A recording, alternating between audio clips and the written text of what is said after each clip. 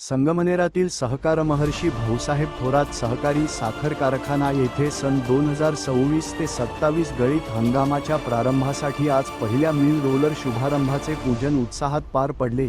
यावेळी कारखान्याच्या डिस्टलरी प्रकल्पाने तब्बल 1,40,00,000 लिटर इथेनॉल उत्पादनाचा उच्चांक गाठल्याबद्दल अधिकारी आणि कर्मचाऱ्यांचे अभिनंदन करण्यात आले।